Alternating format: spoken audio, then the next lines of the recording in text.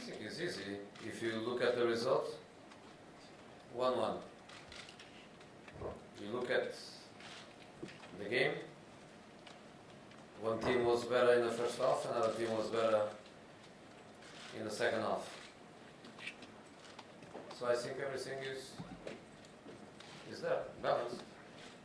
So normally, same kind of match with the result that I believe goes till the end. I don't think one of the teams is going to make a result where people at half time knows already who is going to win.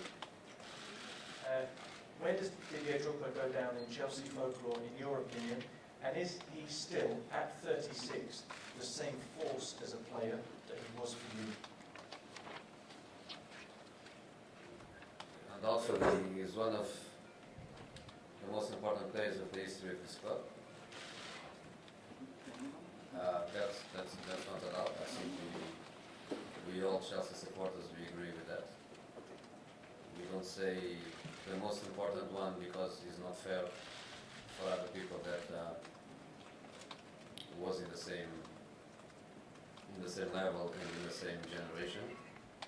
But for sure, we all agree one of the most important players of the history of our club. Is he the same player at 36 than he was at 26?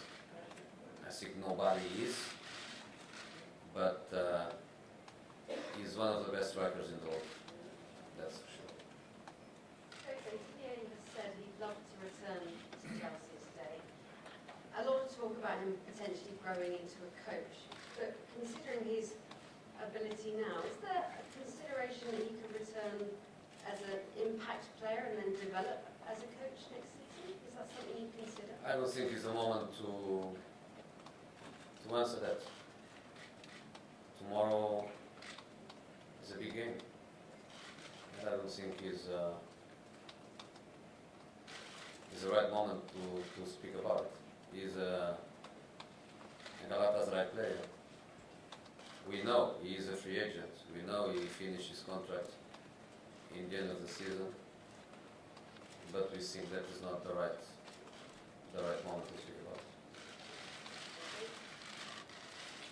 That's not me. The important thing, that's not me, that's Chelsea. And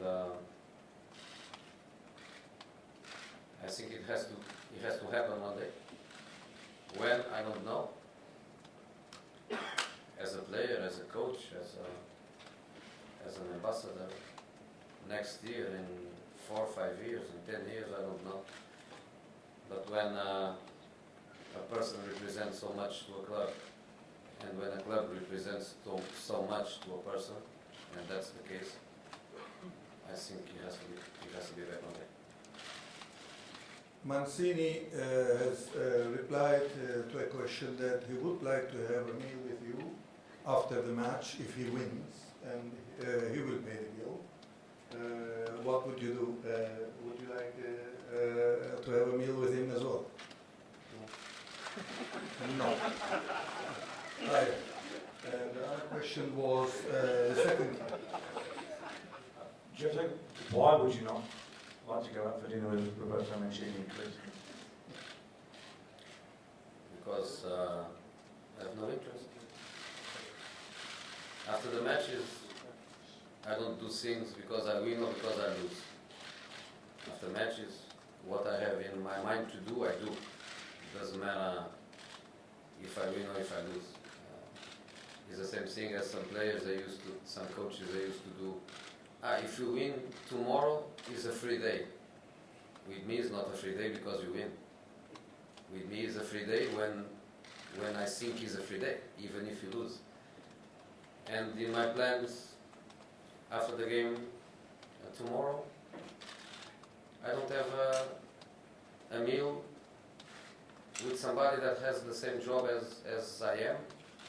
And this is the only thing we have in common, is the fact that we both are football managers, nothing else. Jose, do you expect an on-field reaction from your players from the defeat on Saturday, and And secondly, have you spoken to Ramirez about the nature of that tackle that got him sent off on Saturday? Don't you have other things to ask about that game more important than Ramirez tackle on minute 92? Do you think that in that game, the most important thing that happened in that game was Ramirez tackle on minute 92? I think it's the most important thing. But it's what you want to ask. Okay, and I don't want to answer. Because I feel that what happened on minute 92 was a consequence of the other 92 minutes that you played before that. So I'm sorry if I'm wrong or if you don't agree with me, but I think if you want to ask, you should ask about what happened in that tackle, not about the tackle. What made that tackle happen. But that's just my opinion.